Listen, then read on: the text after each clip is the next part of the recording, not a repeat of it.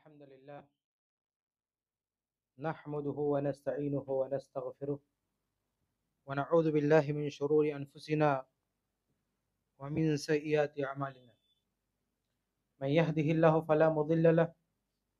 ومن يضلله فلا هادي له وأشهد أن لا إله إلا الله وحده لا شريك له وأشهد أن محمدا عبده ورسوله يا أيها الذين آمنوا اتقوا الله حق تقاته ولا تموتن إلا وأنتم مسلمون يا أيها الناس اتقوا ربكم الذي خلقكم من نفس واحدة وخلق منها زوجها وبث منهما رجالا كثيرا ونساء واتقوا الله الذي تساءلون به والأرحام إن الله كان عليكم رقيبا يا أيها الذين آمنوا اتقوا الله وقولوا قولا سديدا يصلح لكم أعمالكم ويغفر لكم ذنوبكم ومن يطع الله ورسوله فقد فاز فوزا عظيما أما بعد فإن أصدق الحديث كتاب الله وأحسن الهدي هدي محمد صلى الله عليه وسلم وشر الأمور محدثاتها وكل محدثة بدعة وكل بدعة ضلالة وكل ضلالة في النار. محترم حاضرین سامعین،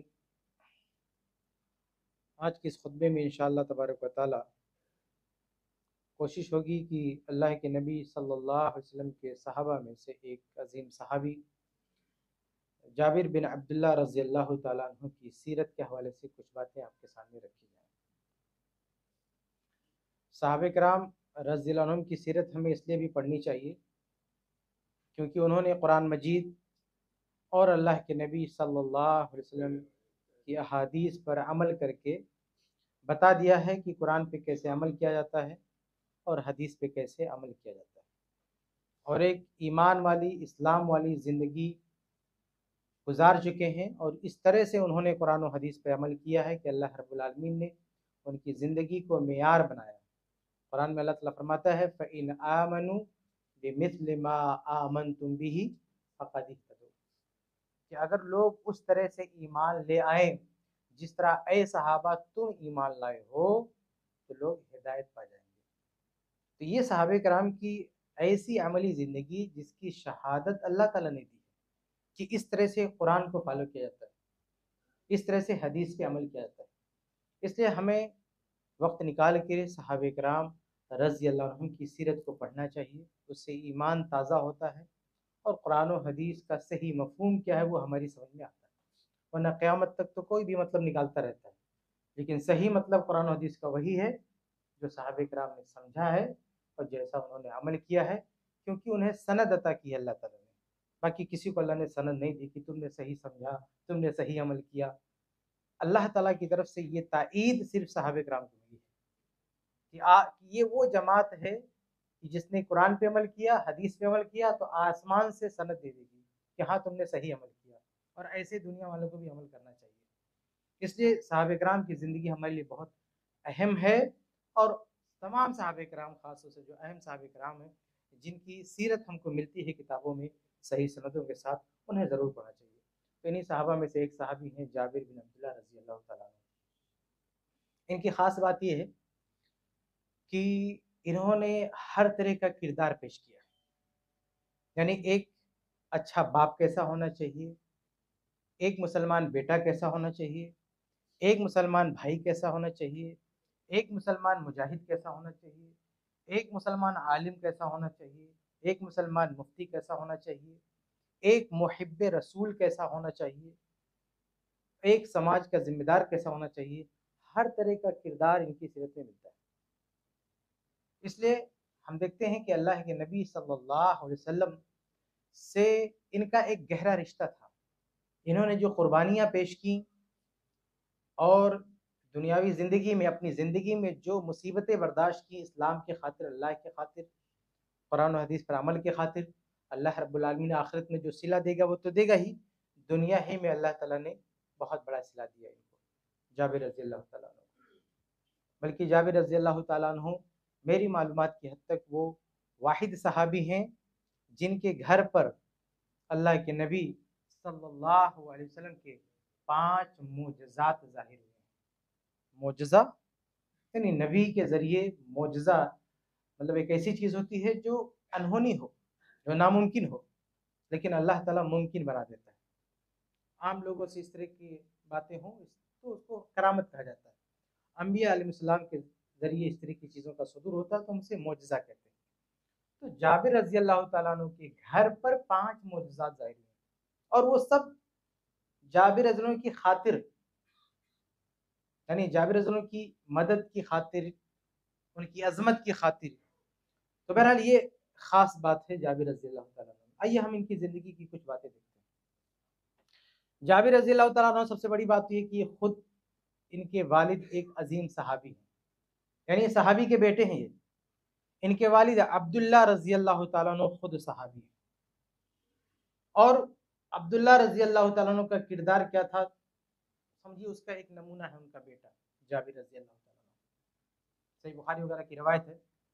کہ اللہ رب العالمین، اللہ کے حکم سے اللہ کے نبی صلی اللہ علیہ وسلم جنگ احد پر نکلے، اعلان کیا کہ صحابہ نکلیے۔ جابر کے والد عبداللہ رضی اللہ تعالیٰ عنہ نکل پڑے، حالانکہ ان کی کنڈیشن کیا تھی اس وقت؟ وہ مائنس میں تھے، لوگوں کا قرضہ لدا ہوا تھا ان کے اوپر۔ اس کے علاوہ ان کی 9 بیٹیاں تھیں، ایک بیٹا جابر چھوٹا بیٹا، ایک ہی بیٹا تھا جابر، اور 10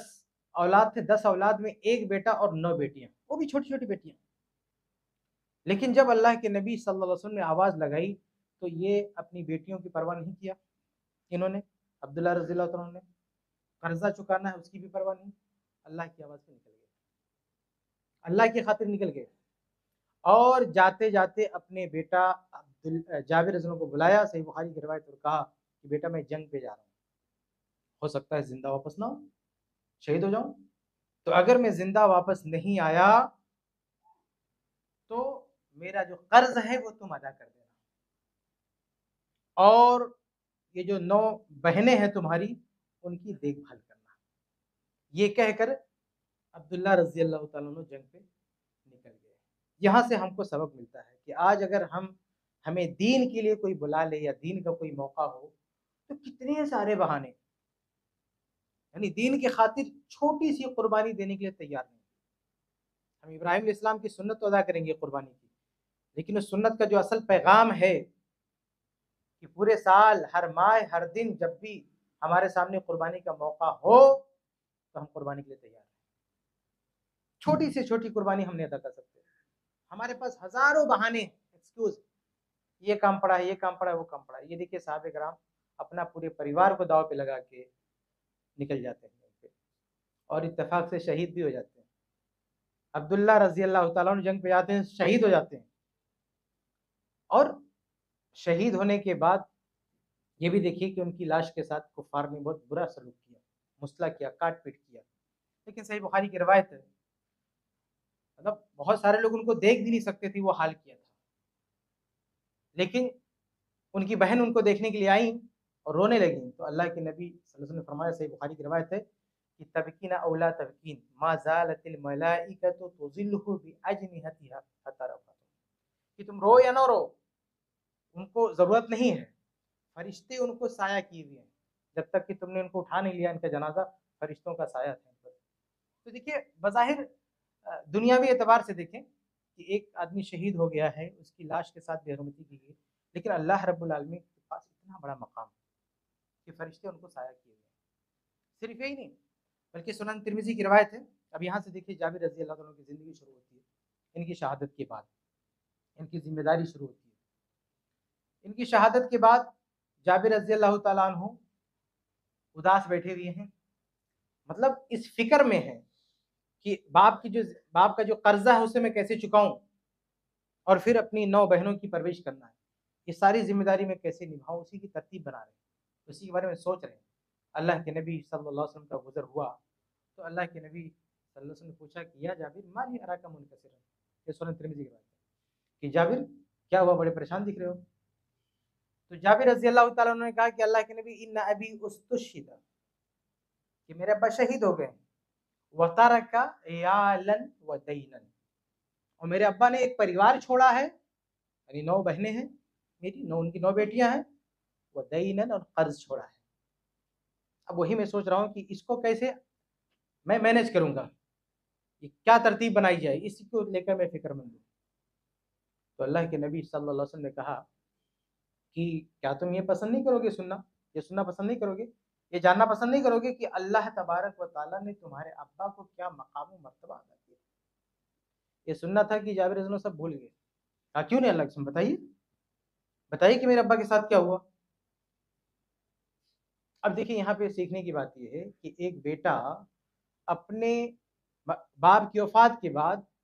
کتنا فکر مند ہے، باپ کے مقام و مرتبہ کو جاننے کے لیے کتنا شوقین ہے، باوجود اس کے کہ باپ نے ایک بوجھ چھوڑا اس کے سر پہ، قرض چکانا ہے اور بہنوں کی دیکھ بھال کرنا ہے، اس کے باوجود بھی باپ سے محبت کا عالم دیکھیں۔ یہ ایک بیٹے کے لیے، ہر بیٹے کے لیے ایک سبق ہے یہاں پر کہ اپنے باپ کے تعلق سے ایک بیٹے کی فرما برداری کیسی ہونی چاہیے، باپ کے تعلق سے ایک بیٹے کا تعلق کیسا ہونا چاہیے۔ باپ کسی حالت میں بھی دنیا سے گیا ہو، آج اگر کسی کا باپ مر گیا اور اپنے بچوں کے لیے بہت کچھ نہیں بنا سکا، حالانکہ باپ کی ذمہ داری بھی نہیں ہے کہ بنا کے جائے، باپ کی ذمہ داری ہے کہ جب تک جوان نہیں ہوتا پال پوس کے بڑا کرے، کھلائے پلائے، شادی کرے، قصہ ختم۔ لیکن اگر اللہ تعالیٰ نے نوازا ہے تو بنائے، اچھی بات ہے۔ لیکن اگر کوئی باپ اپنے بچوں کے لیے بنا کے کچھ نہیں جاتا ہے تو بچے اس کی شکایت کرتے ہیں، مرنے کے بعد ماں باپ کو گالی دیتے ہیں، ان کو کوستے ہیں، برا بھلا کہتے ہیں۔ لیکن یہاں پہ جابر رضی اللہ تعالیٰ عنہ کی سیرت پڑھیے، دیکھیے کہ فرما بردار بیٹے کا کیا کردار پیش کر رہے ہیں، کہ قرضہ لدا ہوا ہے، بہنوں کی ذمہ داری کندھے پر ہے، اس کے باوجود شوق یہ ہے کہ ہمارے ابا کو کیا مقام ملا بتاؤ۔ اللہ کے نبی صلی اللہ علیہ وسلم نے کہا کہ اللہ تعالیٰ نے تمہارے ابا سے کہا، پہلے دیکھا کہ اللہ تعالیٰ نے تمہارے ابا سے ڈائریکٹ بات کی، جبکہ اللہ تعالیٰ ڈائریکٹ کسی سے بات نہیں کرتا، یعنی بغیر کسی پردے کے بات کیا، اور کہا تمنا علیہ اوتک، کہ اے عبداللہ جو مانگو تم کو عطا کیا جائے گا۔ تو عبداللہ نے یعنی جابر کے والد نے اللہ تعالیٰ سے مانگا کہ اللہ تعالیٰ مجھے دنیا میں دوبارہ بھیج دے تاکہ دوبارہ شہید ہوں اور مقام و مرتبہ مجھ کو ملے۔ تو اللہ تعالیٰ نے کہا قد سبق منی انہم الیہ لا یرجعون، یہ تو نہیں ہو سکتا کیونکہ میرا ایک قانون بنا ہوا ہے کہ ایک بار دنیا سے جو یہاں آیا واپس نہیں جا سکتا۔ اب دیکھیے اتنا بڑا مقام و مرتبہ اللہ تعالیٰ نے ان کو دیا کہ وہ مقام و مرتبہ دیکھ کے کیا کہہ رہے ہیں کہ ایک بار اور شہید ہو جاؤں، یعنی شہید کا جو مقام و مرتبہ ہے اتنا زیادہ ہے، اتنا بڑا ہے کہ دوبارہ شہید ہونے کی خواہش رکھ رہے ہیں۔ تو اللہ تعالیٰ نے کہا نہیں، یہ نہیں ہو سکتا۔ پھر انہوں نے کہا کہ اے اللہ تعالیٰ ایسا کر کہ یہ جو مقام و مرتبہ تو نے ہم کو عطا کیا ہے، ہم شہداء کو عطا کیا ہے، یہ دنیا والوں کو کم سے کم بتا دے، ان کو بھی تو پتا چلے، ان کو بھی پتا چلے کہ ہمارا مقام و مرتبہ کیا ہے، اللہ تعالیٰ ہمیں کس طرح سے انعام و اکرام سے نوازتا ہے۔ تو اللہ تعالیٰ نے قرآن کی آیت نازل کی وَلَا تَحْسَبَنَّ الَّذِينَ قُتِلُوا فِي سَبِيلِ اللَّهِ أَمْوَاتًا، کہ جو اللہ کی راہ میں شہید ہو گئے انہیں مردہ نہ سمجھو، وہ اللہ کے ہاں زندہ ہے۔ تو یہ جو آیت ہے قرآن کی کہ شہداء کو مردہ نہ کہو، یہ عبداللہ رضی اللہ تعالیٰ عنہ کی فرمائش پر اللہ تعالیٰ نے نازل کی ہے، اور سب سے پہلے یہ آیت اللہ کے نبی صلی اللہ علیہ وسلم نے ان کے پریوار کو سنایا، ان کے بیٹے عبداللہ جابر رضی اللہ تعالیٰ عنہ کو سنایا۔ تو بہرحال یہاں سے جابر رضی اللہ عنہ کی زندگی شروع ہوتی ہے اور ہمیں سبق ملتا ہے کہ کس طرح سے انہوں نے فرما بردار بیٹے کا فرض نبھایا۔ اب آگے جابر رضی اللہ عنہ نے کوشش کی کہ کیسے میں اپنے ابا کا قرض ادا کروں، کافی قرض تھا، اور یہ قرض لینے والے بھی یعنی جن کو دینا تھا وہ مسلمان بھی نہیں تھے، بیشتر وہ یہودی لوگ تھے جو مسلمانوں کے دشمن تھے، اللہ کے نبی کے دشمن تھے، لیکن لین دین چلتا تھا صحابہ کرام پہ ان کے ساتھ بھی۔ تو صحیح بخاری کی روایت ہے کہ اللہ کے رسول صلی اللہ علیہ وسلم کے پاس آئے جابر رضی اللہ عنہ اور کہا کہ انی احب ان یراک الغرما، کہ اللہ کے نبی میرے پاس تھوڑا بہت کھجور ہے، میں کچھ لوگوں کو دینا چاہتا ہوں جو قرض باقی ہے، کچھ میں ادا کرنا چاہتا ہوں، تو میں چاہتا ہوں کہ اللہ کے آپ بھی میرے گھر پہ چلیں، جب میں قرض لوٹا رہا ہوں تو آپ بھی وہاں پہ بیٹھے رہیں، ہو سکتا ہے کہ آپ کی مطلب اللہ کے رسول کی رعایت، اللہ کے رسول کو دیکھ کر تھوڑا سا میرے ساتھ رعایت کی جائے۔ تو اللہ کے نبی صلی اللہ علیہ وسلم نے کہا ٹھیک ہے چلو میں آتا ہوں تمہارے گھر پہ، جاؤ۔ اللہ کے نبی صلی اللہ علیہ وسلم گھر پہ آئے تو جابر رضی اللہ عنہ کہتے ہیں کہ فلما نظروا الیہ، جب ان لوگوں نے دیکھا کہ اللہ کے نبی موجود ہیں تو کانہم اغروا بی، تو اور چڑ گئے،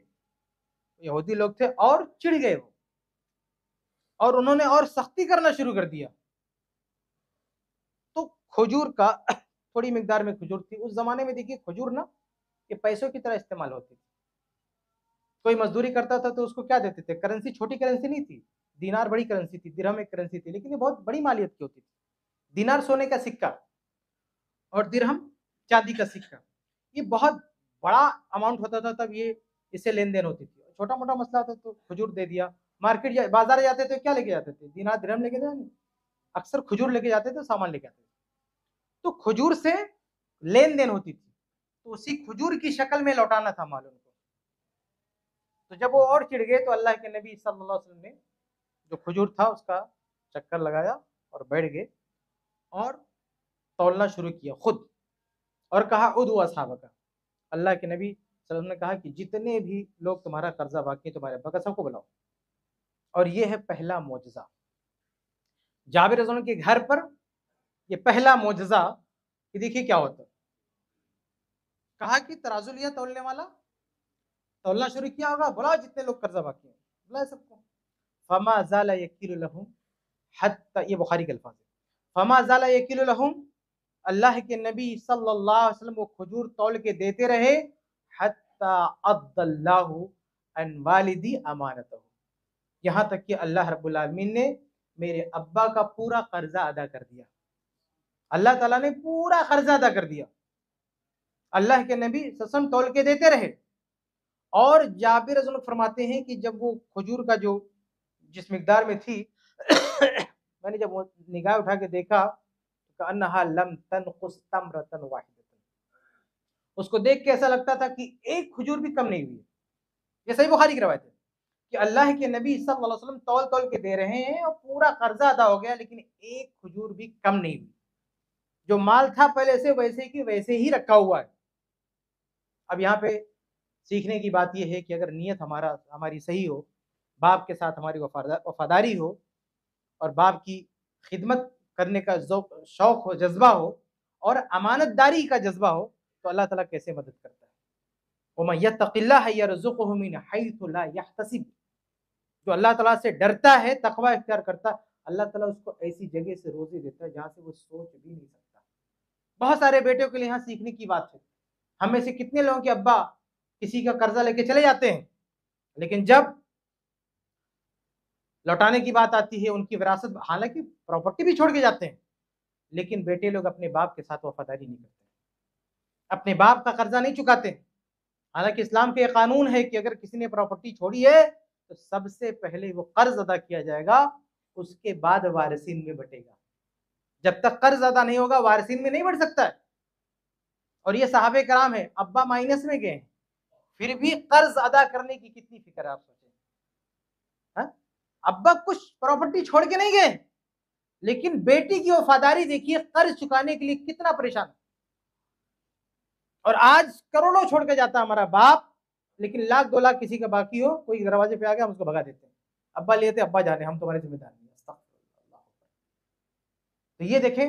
انہوں نے ادا کر دیا پورا قرض. اللہ کے نبی صلی اللہ علیہ وسلم نے مدد فرمائی ان کی. اور ایک جملہ بہت اچھا کہا انہوں نے, وہ صحیح بخاری کے الفاظ ہے, وہ دیکھیں کیا جملہ ہے. کہا کہ واللہ انا ارجا اللہ ارجع الی اخواتی بتمرۃ, کہا کہ اللہ کی قسم میں تو اس بات سے بھی خوش تھا, میں اس بات سے بھی خوش تھا کہ اللہ تعالیٰ یہ قرض ادا کر دیتا اور میری بہنوں کے لیے ایک کھجور بھی نہیں بچتی. ذرا جملے پہ غور کیجیے, یعنی گھر میں تھوڑی موڑی کھجور تھی,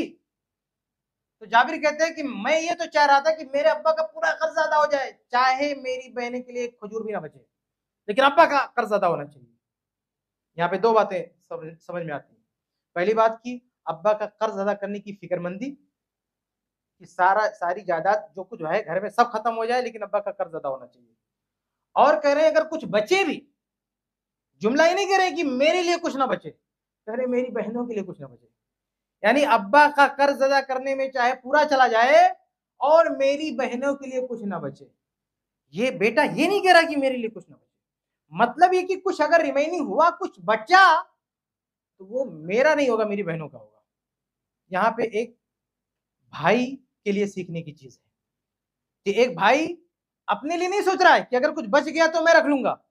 کہا اگر کچھ بچا تو میری بہنوں کے حصے میں آئے گا، ان کے کام میں آئے گا۔ تو یہاں پہ ہم کو یہ پتا چلتا ہے کہ وہ اپنی بہنوں کے لیے بھی کتنے فکر مند تھے، اپنے ابا کا قرض ادا ہو اور ابا کی جو بیٹیاں ہیں، جو اپنی بہنیں ہیں، ان کی فکر مندی، بلکہ اپنی بہنوں کی خاطر آپ صحیح بخاری کی ایک اور حدیث دیکھیں، کتنی بڑی قربانی انہوں نے پیش کی۔ ہم قربانی کرتے ہیں لیکن دیکھیے قدم قدم پہ قربانی کا موقع آتا ہے لیکن ہم وہ قربانی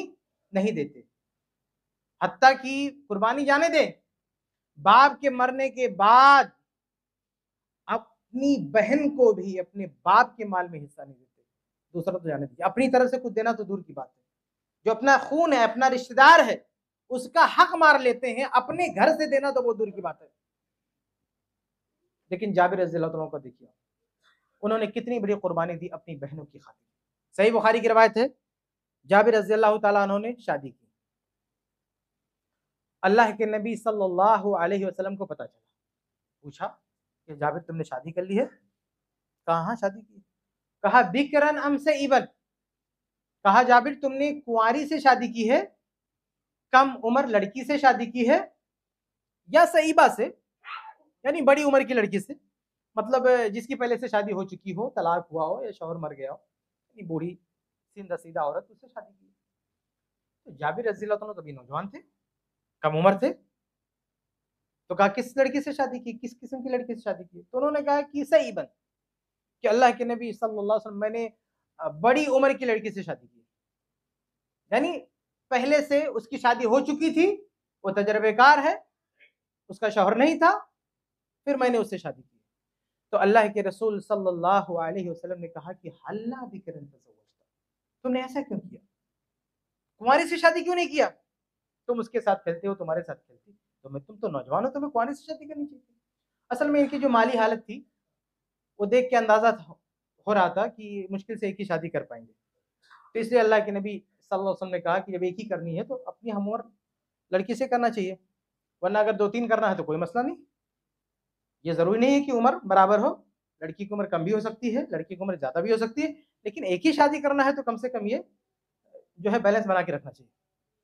تو اللہ کے نبی صلی اللہ علیہ وسلم نے اس لیے کہا کہ تمہیں باقرہ سے کرنا چاہیے، تو انہوں نے وجہ بتائی۔ وجہ کیا سنیں،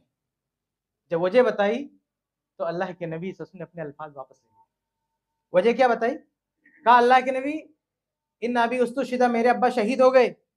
وترک 9 بنات،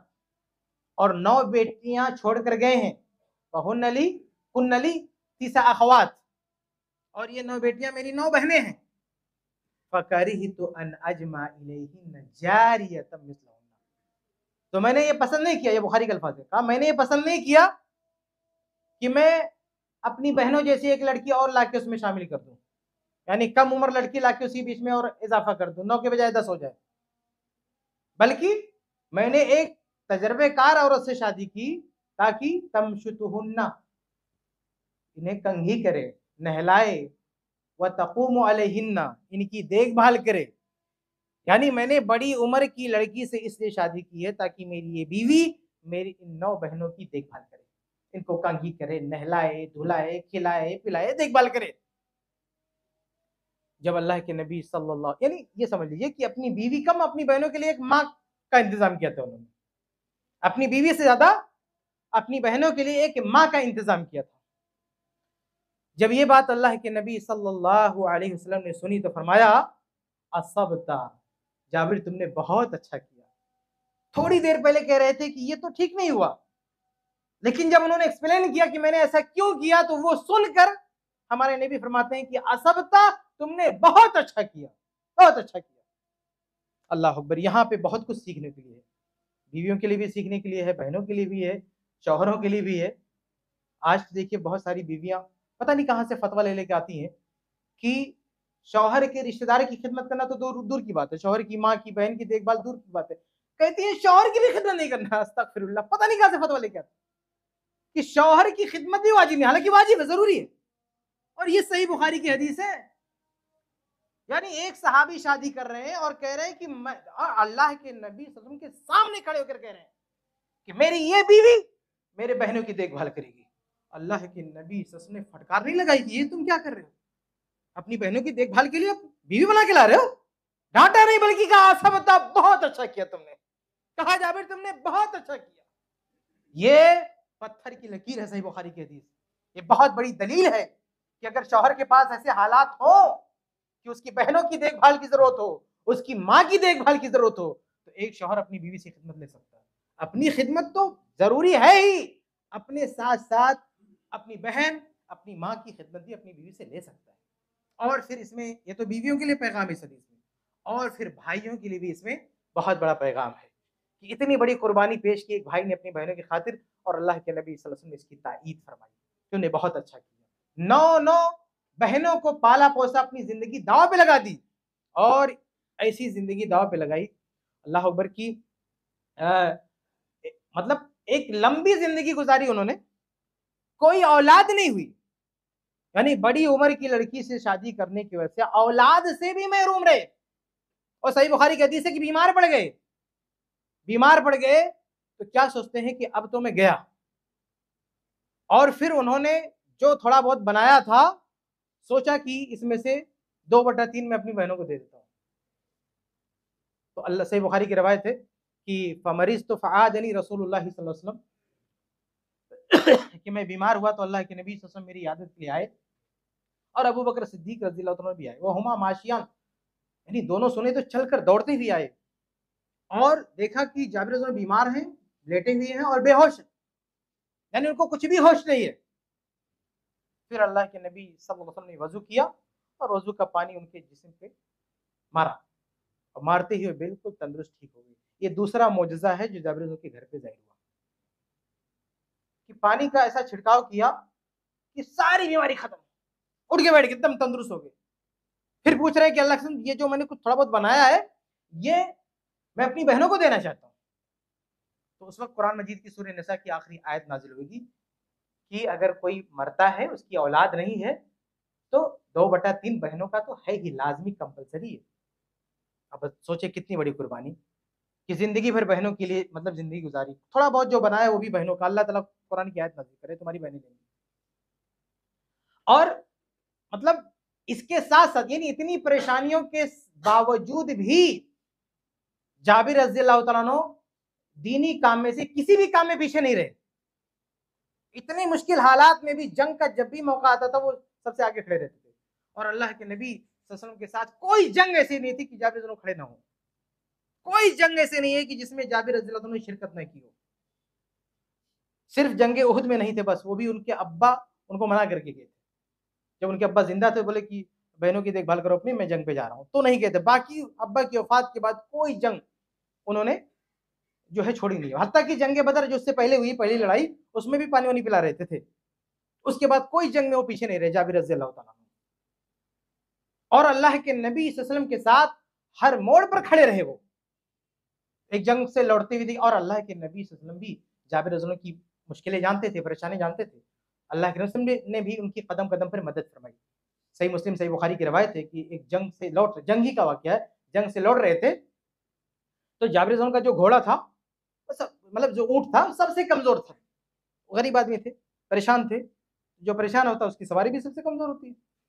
تو اللہ کے نبی صلی اللہ علیہ وسلم نے پوچھا کہ تمہارا اونٹ چل کیوں نہیں رہا؟ تو کہا اللہ کے بیمار ہے۔ تو اللہ کے نے فرمایا کہ ماں کا قاضی تمہارے پاس چھڑی ہے؟ کہاں چھڑی لیا، اور اس کے جسم پہ رکھا، اور رکھتے ہی فکان من ذلک المکان میں اول قوم، اور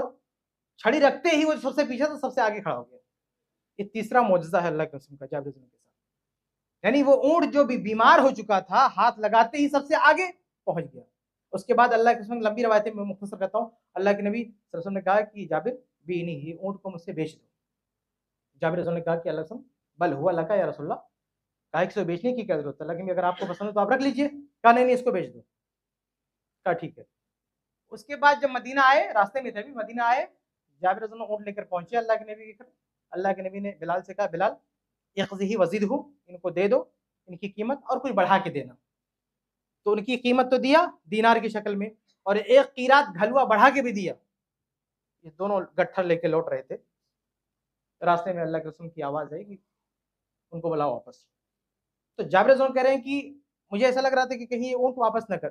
سودا واپس نہ کرتے، لیکن جب واپس آئے تو اللہ کے رسول نے کہا کہ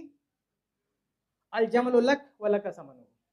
कहा ये ऊँट मेरी तरफ से तुम्हारे लिए तोहफा है और कीमत तो मैं तुम्हें दे चुका हूँ। यानी अल्लाह के नबी सल्लल्लाहु अलैहि वसल्लम ने वो ऊँट खरीदा,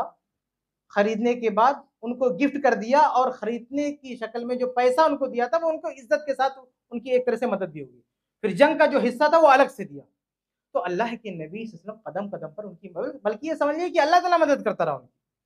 अल्लाह ताला अपने नबी के जरिए उनकी मदद करता रहा, उनकी इन कुर्बानियों पर। इसलिए अगर कोई शख्स कुर्बानी पेश करता है दीन की खातिर, अपने परिवार की खातिर, अपने रिश्तेदारों की खातिर, तो उसकी कुर्बानी ज़ाय होने वाली नहीं है। अल्लाह ताला इसी दुनिया में भी उनको सिला दिया। और उसके बाद खुद अल्लाह के नबी सल्लल्लाहु अलैहि वसल्लम से उनका रिश्ता कितना मजबूत था, मैं एक वाकया पेश करके बात खत्म करता हूँ। जंग खंदक के मौके पर खुदाई हो रही थी,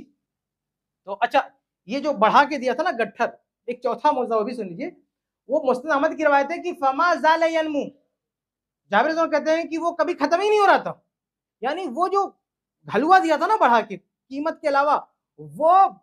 आखिरी उम्र तक उनके साथ रहा वो गट्ठर, लेकिन उसमें जो दीनार थे, वो दिरहम थे, वो खत्म ही नहीं हो रहे थे, खत्म ही नहीं हो रहे थे। और वो गज़वे खंदक के मौके पर देखें एक और मुअज्जा, खंदक खुद ही जा रही थी, अल्लाह के परेशान थे, भूखे थे, जाबिर रज़ी ने देखा तो उनको बर्दाश्त नहीं हुआ, दौड़ते हुए घर पर आए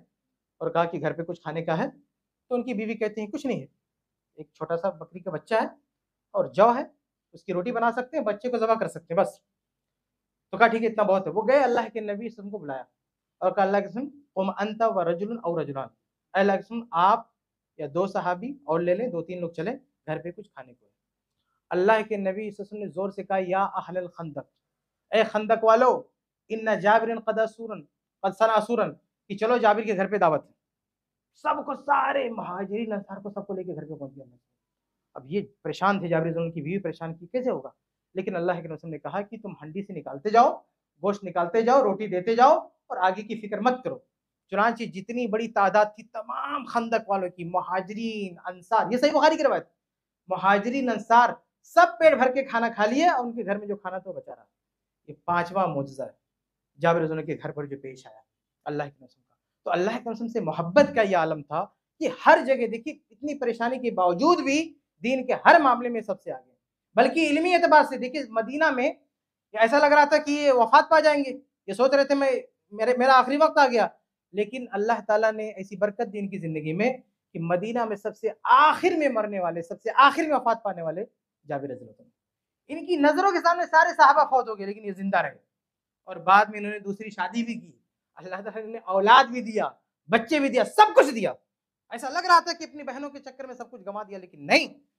दोबारा हालात ऐसे आए कि माल भी मिला, पैसा भी मिला, दौलत भी मिली, बीवी भी मिली, बच्चे भी मिले और लंबी उम्र मिली। और यही नहीं, बाद में अल्लाह के नबी सल्लल्लाहु अलैहि वसल्लम से जो कुछ सीखा था, जो इल्म हासिल किया था, मदीना के एक बहुत बड़े मुफ्ती और इमाम बने, साहबे कराम ताबीन से फतवा लेते थे। तो ये जाबिर रज़ी की ज़िंदगी थी, उनकी ज़िंदगी के हवाले से कुछ बातें मैंने आपके सामने रखी। दुआ कि अल्लाह ताला हम सबको साहबे कराम की सीरत पढ़ने, उसके मुताबिक अमल की तौफीक